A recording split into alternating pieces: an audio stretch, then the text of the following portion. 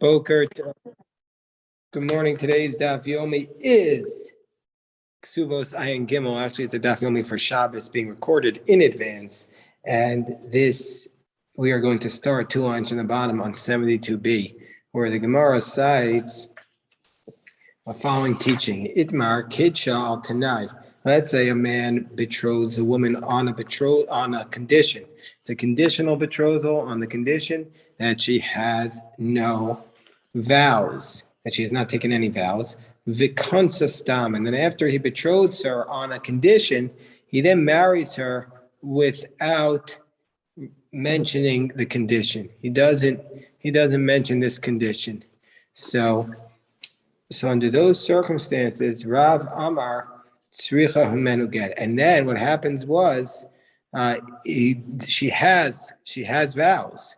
So he married her on the condition she has no vows, but then when he betrothed her on the condition she has no vows, but now that he actually marries her, he does the full marriage, he doesn't re-mention it, and now it turns out she has vows. So Rav's of the position, because he married her, when he fully married her, when he consummated the marriage, he didn't mention again the condition that she has no vows. It's as though it's a vow of marriage, and therefore, if he wants to divorce her, they need an actual divorce because they're married. Shmuel says, no, they're not married because he married her on the condition she has no vows. He betrothed her on the condition she has no vows, and she has vows, so they're not married. So Amar Abaye says on the top of Ayin Gimel Amar Aleph, Lo Tema Taima de Rav. Don't say that the reason of Rav. Don't say that Rav says that the condition was nullified by him having relations with her, and so therefore he has to give her ksuva if he divorces her. Don't say that the reason of Rav is kivich ekansa stam acholi achal l'tanai. Don't say that since he married her without mentioning anything about the condition that she has no vows, therefore he's not negating his former condition. Don't say that was his intent. Ela time with the Rav. What's the reasoning behind Rav? What's the reasoning behind Rav? Rav's concept is that a person does not have relations without the intent of getting married, and so therefore, this is how Rashi explains it. The Inyan get with the reason why Rav says that she requires a divorce is meaning that they're married is because a person doesn't just have relations for lewd purposes. That if a person has relations, there is obviously they're intending to get married. Uval Hashem kedushin, and so therefore now he's betrothing her. He's having the relations for the purposes of betrothing her. And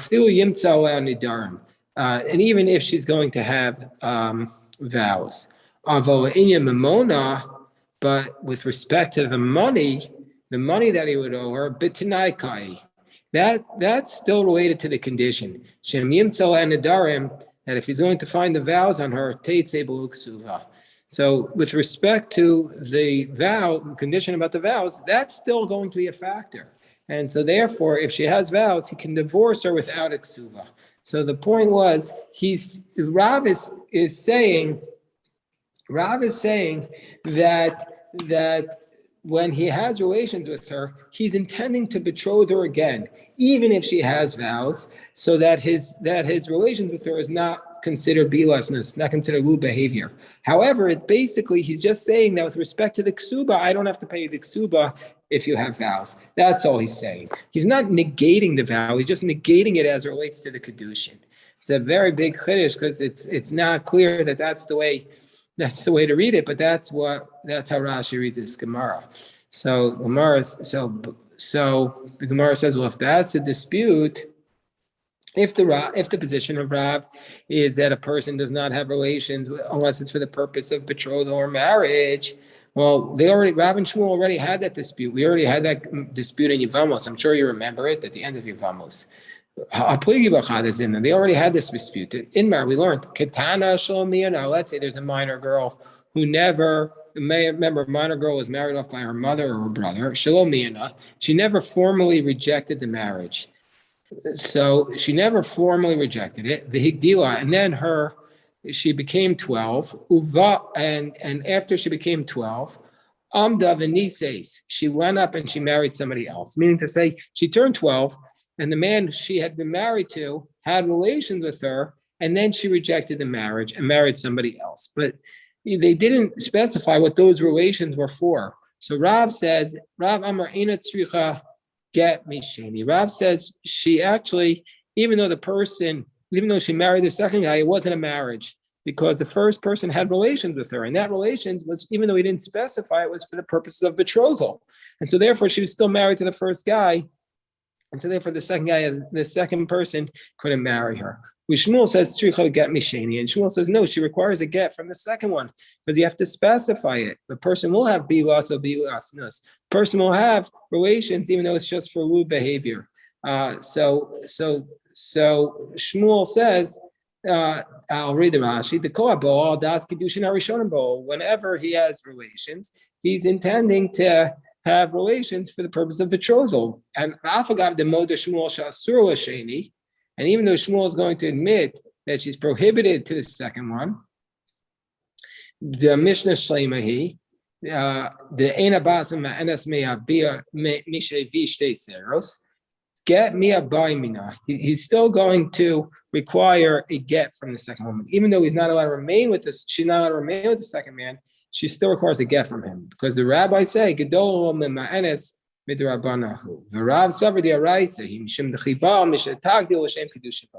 Anyway, we see from here that Rav says that she does not require a get from the second person because she's still married to the first person. And Shmuel says she requires a get from the second person because biblically speaking, she was no longer married to the first one and she married the second one. So the Gemara says, so why do we need to have the same dispute in both cases? That Rav says, Ein Adam osa bilas or bilas. Now, that person does not have relations unless for the purpose of marriage, and Shmuel says that they would. So the Gemara says, if we just had the case of the minor girl who grew older, then we would say, if we just had that circumstance, we would have said, Rav. Therefore, in that case, Rav says that she is not married to the second person because the Leika Tanah, because there was no condition. There was no condition that was placed upon the first marriage. And everybody would say, and everybody knows that when she was a minor, Rashi says it had no effect. And so therefore, it's clearly much more logical that to say that the relations that they had was for the purpose of marriage. But in the case of the conditional marriage, we would say the ikatana. He made a condition. I'm married to you on the basis that you have no vows. Maybe Rav would agree with Shmuel in that case. And if we just had the case of the conditional vows, we would say Shmuel. In that case, Shmuel would say that it is not a marriage because because it was conditional based upon not having vows, and this person has vows.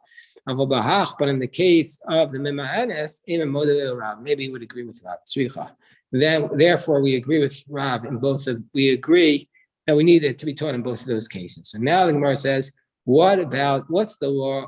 What's the case? Let's go back to the case we have where he betrothed her on the condition that she has no vows, and then he marries her without restating that condition. So says the Gemara, Tanah, we learned Kansastam Venimtu Nadarim. We said in our Mishnah, let's say he marries her and then he discovers that she has vows. Kansastam Venimtu Nadarim. Then she has to leave without a ksuva. So doesn't that imply ksuva hudoabai, that she doesn't require a ksuva, but because she has vows, hagita bai, but she does require a divorce. So my lab, aren't we talking about a case?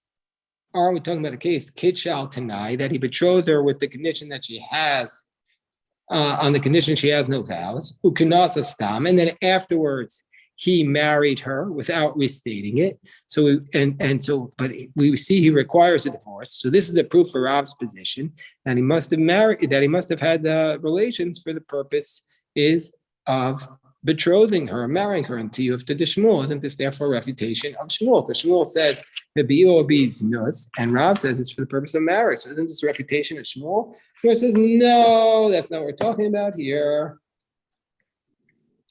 That's not what we're talking about here. Well, kitcha stam uknasa stam.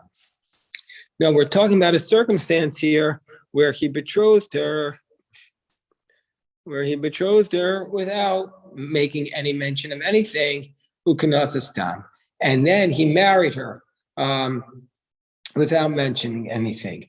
And it's its own independent teaching, and so therefore, under those circumstances, that's why. And then he discovers that she has vows. Then he has to divorce her and give her. But it is a vow marriage. So Gemara says, you mean to say I will kid child tonight? But if he betrothed her conditionally that she has no vows, ukinasa stam, and then he married her without mentioning it again, would you say in that case that she doesn't require a get? Well, if that's the case, if that would be your logic,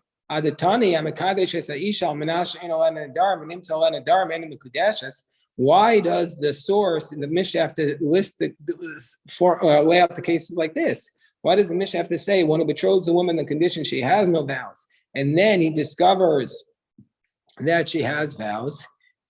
She's not betrothed. Listening, it could have just said kanasa stam. If he just marries her, it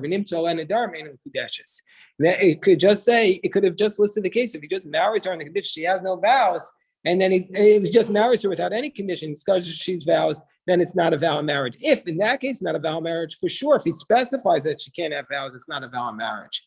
Kol shekena. So the Gemara says, hachinami kamer. Yeah, that is indeed what the Mishnah is trying to say. The Mishnah is indeed talking about a case where he betrothed her on the condition she has no vows, and then he married her. And this is what the Mishnah is saying. A person betroths her on the condition that she has no vows, and then he marries her without restating it. And then he found she has vows, it's not valid. And then the latter clause says, but if she betroths her, but if he just betroths her and marries her without specifying anything, she's married and there's no ksuba. So therefore, we can't infer anything from the Mishnah. And in case where he betroths her conditionally and then he marries her without mentioning anything, she's betrothed.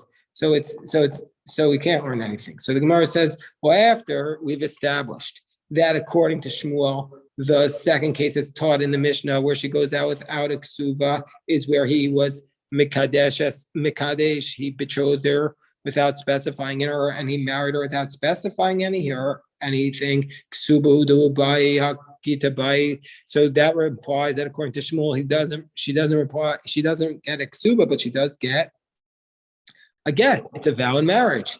So because the condition took effect, because he didn't specify anything. So why is it the case that that he doesn't have to give her the money, the monetary payment?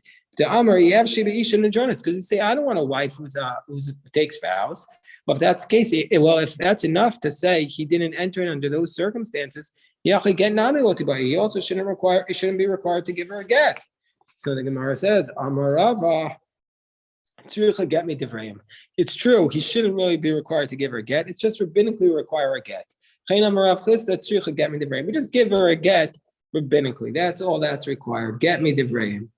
So the Gemara says, Rav Amar, Tana Sipuke Mesafkila. The Tana was actually not sure if she requires a get. Gabe Memona, with respect to money, Lukua. So he's not sure whether or not he has to pay her. So therefore he says, basically, we'll leave the money where it is, and we're not going to give her the ksuva because she has to bring a proof to get the money from him. Gabe Surah, but by a get, we'll say l'chumra. We're going to be strict and say just give her a get just to be safe. So that's how Rabba and Rabba explain Shmuel's position. Now, Amar Rabba, this dispute that Rabba and Shmuel have earlier, where you betrothed her on a condition and then you married her without restating it, whether or not she needs a get, that's only referring to a case bitaus shtei nashim. That's only referring to a case where he betroths a woman who has vows because he there's a mistake that happened from the betrothal of two women, meaning to say that he betrothed one woman on the condition that she has no vows, and afterwards he betrothed another woman without specifying it, and he married her. And now on the second woman there's vows, and that's where there's Rav and Shmuel have a debate whether he's demonstrated when he did the first betrothal that he cares about vows, and so therefore the kedushin in the second one doesn't take effect, or whether we're not sure. But if it's just one woman who he's dealing with the whole time, and he betrothed her on the condition that she has no vows, and then he married her without specifying it, everybody would say that she doesn't require a get, because since he made the vow to begin with the kedushin, he made this a conditional. For sure, it's not going to take effect. So Abaye says, in our Mishnah, but our Mishnah is only referring to the case of one woman. And we had a question on Shmuel from our Mishnah. So, and our Mishnah is just talking about a case of one woman. So Gemara says, all right, this is what Rabbah taught.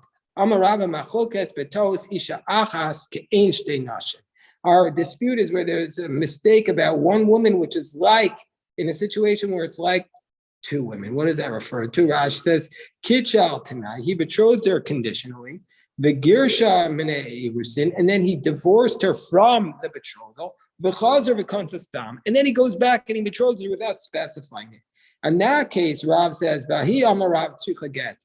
Rav says she'll require a get in those circumstances, Isha Charastami, because she's like another woman completely.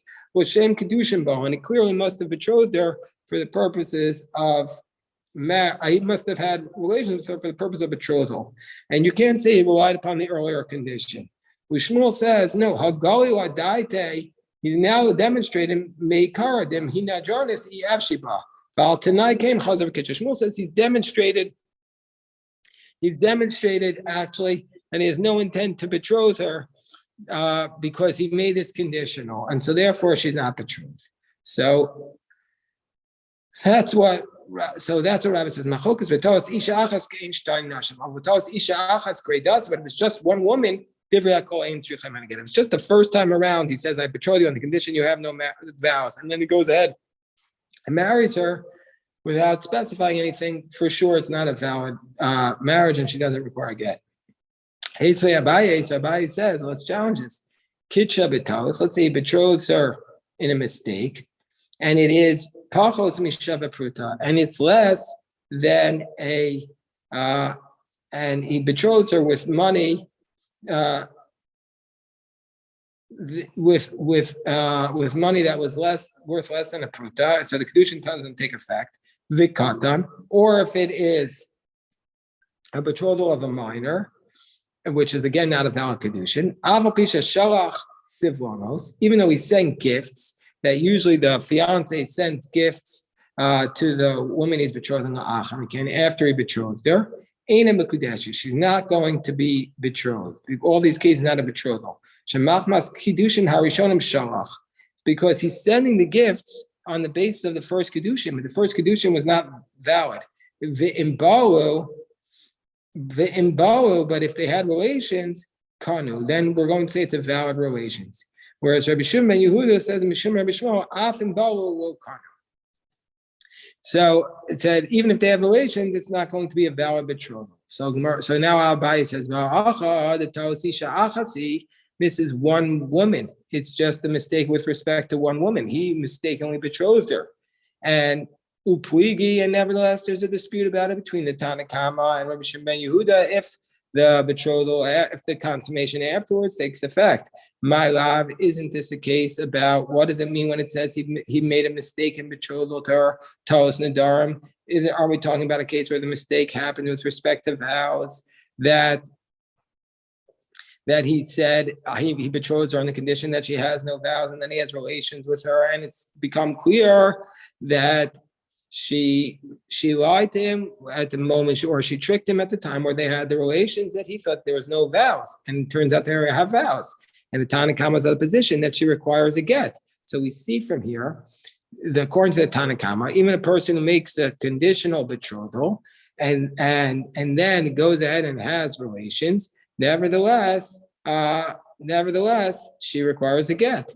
And so this is not like Rabbah, who says that that one is Mekadesh on a conditional, and then he has the relations on the basis of that condition. So this is a proof against Rabbah's explanation. So the Gemara says, no, that's not what we're talking about when we say there's a mistake.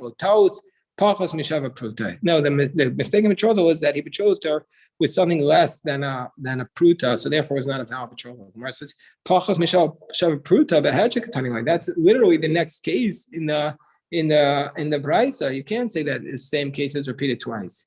Gemara says katani wa kitcha betalus pachos mishava pruta. So Gemara says no, you're right. Perusha coming farish. It's explaining that it's saying what is kedusha taos, where he betrothed her with less than a pruta. Kitcha betaros ketzad kigon shekitcha bepachos mishava pruta, where they betrothed her with less than a pruta. So Gemara says, what's the nature of the dispute? The nature of this dispute is as follows. Marasav or Adam Yodesh in Kiddushin Tovsim Pachas Mishava Pruta. Tanakam was in the position that everybody knows that the betrothal is not valid if it's less than a pruta. And so therefore, Vigamar Ubal Shem Kedushin. And so therefore he went ahead and he had the relation for the purpose of the betrothal. Umar Savar, Ein Adam Yodesh, Ein Kedushin Tovsim Pachas Mishav Pruta. He says, person does not recognize that the betrothal is not valid unless than Mishav Pruta. And when he has relations, he did it on the basis of the first betrothal. So the Gemara says, let's Abaye asks another question on Rabbah. He says, a person says, I'm going to have relations with you on the basis that your father agrees. Even though the father doesn't agree, then it's valid. Rabbi Shimon Yehuda says, if the father wants this, it's okay. If he doesn't want it, it's not mekudeshes. So here we're talking about a circumstance where it's just one woman, and he has the relations, and he has relations with her, and still there's a dispute. So Gemara says, no. There, what's the dispute? What does that mean on the basis that the father agrees? On the basis that the father is quiet.